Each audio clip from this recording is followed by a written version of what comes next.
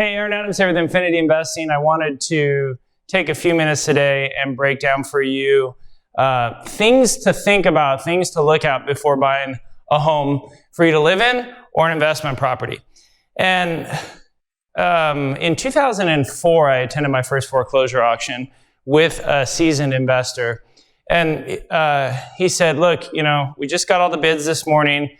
We have about 3 hours to go look at these deals and see if we want to buy them. And I said, well, are we going to be able to get into them? He said, no. If they're vacant, we can peek in the windows, but we don't have access. And I said, so you're telling me that you want to buy this home without doing a home inspection, which I had gotten a home inspection when I bought my first home to live in. He said, yeah, this is the foreclosure auction. And one thing that he mentioned to me that I want you to think about is that the exterior of a home is a pretty good representation of the interior. So very few people will rewire a house on the inside, replumb the house, upgrade all the flooring, redo kitchen, and leave the exterior untouched, right? And so what you find is that homeowners and property investors tend to be very predictable with the whole property. So if you find a home that's been rewired and replumbed, new kitchens and bathrooms, we'll also find on the exterior of that home, the roof is upgraded, the siding has been upgraded, the windows and the doors. Conversely, when you see a home that very, very seldom have I seen a home with new roof, new siding, new windows, new doors, and then I get in and the inside hasn't been touched for 50 years, okay?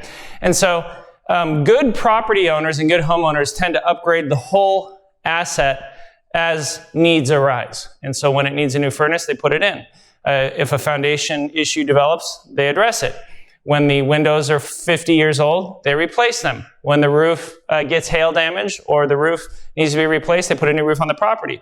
Both cosmetic and required repairs get addressed. And so if you think about it, if you're driving properties for a foreclosure auction, you can pretty accurately project the interior by looking at the roof, the siding, the windows, the doors, and the foundation. Now, I have people say to me, well, I'm not a property inspector, or I'm not in construction. And that's true. There certainly would be things that you would miss reviewing a property yourself without any experience. But I would propose to you the alternative idea that you've been living in houses for your whole life, and you've probably done repairs on homes, unless you grew up in a teepee, but you already have a base of knowledge that you're not giving yourself enough credit for. And so when people say, well, is this a foundation issue? My answer is usually, if you have to ask, it isn't. Because my experience with foundation issues they're very obvious. You have, a crack running through, the whole thing is shifting, you see, crumbling brick. Now, most of you know what mold looks like, whether it's black mold or whether it's mold developing on a basement wall. One thing that I find people don't identify usually is asbestos, because they don't know that how it's contained. And so that's something you might want to bring someone in. Radon is a concern for people. But you really have to ask yourself, if you're looking at a home, based on the current condition, is this a good price? That's the real correlation.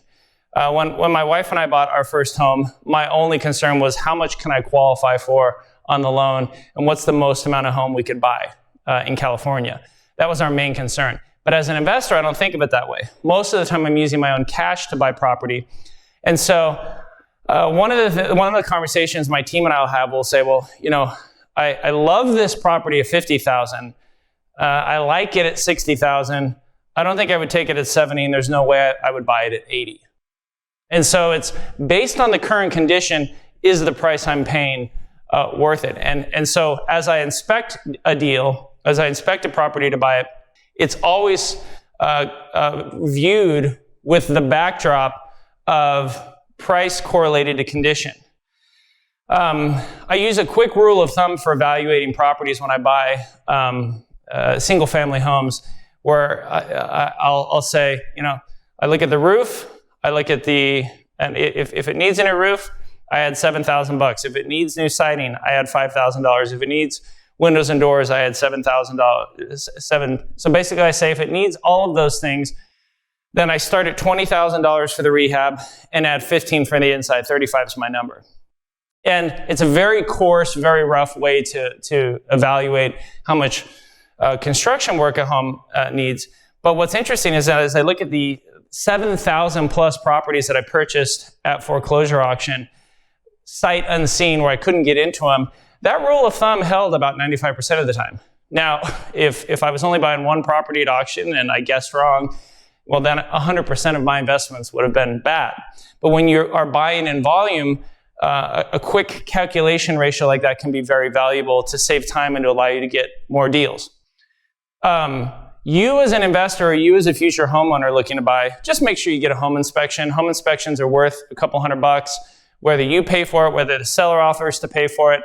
That's going to be, in this day and age with technology, the best way for you to go step by step through the things that are wrong with the home, dangerous with the home, and clearly defective that need to be negotiated. And if you'll pay a licensed inspector to do a home inspection for you, or if you know a general contractor who can go with you to walk the property, you'll find that as you do more and more, you'll start to see it through their eyes, and it'll become more beneficial for you from that standpoint. If this topic or other real estate related investing topics are interesting to you, then hop over to infinityinvesting.com, get signed up with our free basic membership, and join us in a few weeks for our all-day Saturday virtual training. We spend the morning on stock, we spend the afternoon on real estate, and we really help move you forward on your investing journey, move you forward on educating you, and help you fill in the gaps on all those things that you missed, that you should have learned from your parents, that you should have learned in high school. That's why we put Infinity Investing together and why we're so excited about it. So get signed up, join us, and we look forward to seeing you at one of our events.